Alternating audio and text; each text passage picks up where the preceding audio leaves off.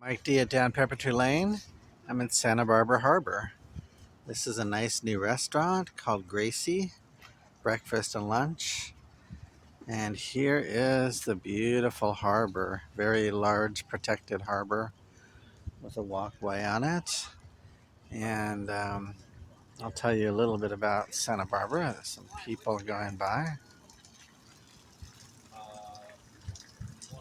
There's hundreds of boats here and a couple yacht brokers. And just so you know, if you buy a boat used, you don't necessarily get a boat slip or a place to put it. So a lot of harbors don't want older boats that leak oil and stuff. So just know that going in. A yacht broker can usually help you get a boat slip, but they cannot guarantee it. So if you get a really well-run, updated, upkept boat and pay more for it, you have better chances of getting into the harbor. Now you know. And I mean, you're stuck. If you have a boat without a slip, you are in trouble. You'd have to dry dock it. You can put it up on dry dock. And just so you know, you have to clean the bottoms of boats too. Every couple of years, you have to clean them and paint them and really keep them up. So you got to have money. And I've had sailboats, and my family was had a power boat. We went out to the islands off the coast of Ventura when I was growing up. It was amazing, really delightful. It's only 11 miles to Anacapa Island. And that's not 11 miles by car, okay? That's by boat. So it takes a couple hours. And the sea, it can look really calm, but once you're out there, it can be choppy. It's kind of deceiving. So, and the seas are a bit rougher up here in Santa Barbara and Ventura. That's just how they are.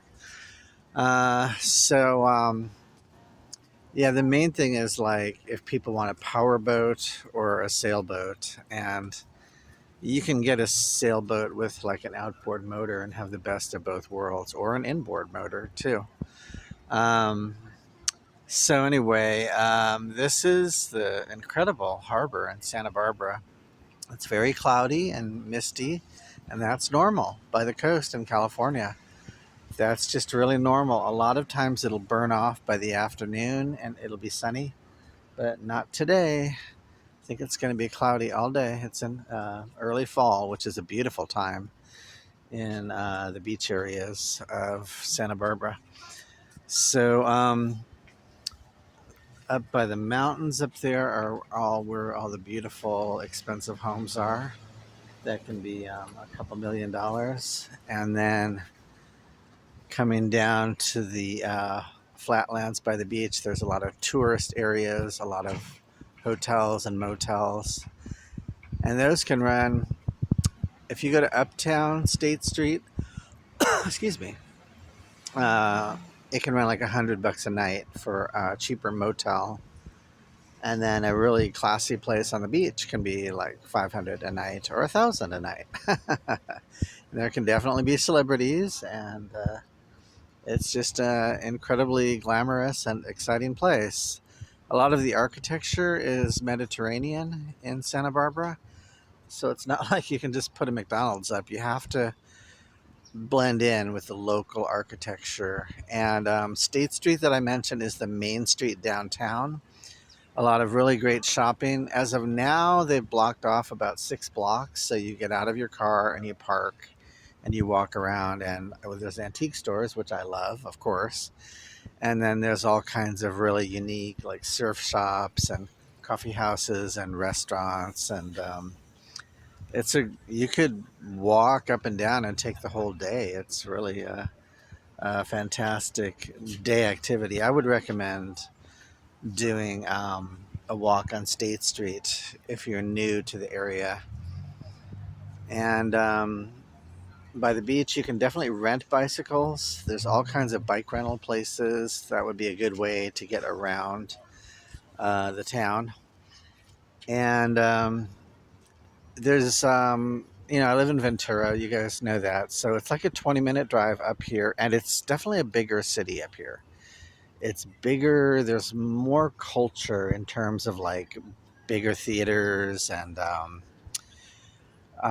just more action and more nightlife. Ventura can be a little sleepy and quieter, and some people want that. So there's definitely tends to be more cultural and nightlife activities in Santa Barbara. And I've considered moving here, believe me. A starter home, a really small home in Midtown would maybe be $1 million, or a townhouse, that kind of a thing, and then it would go up from there.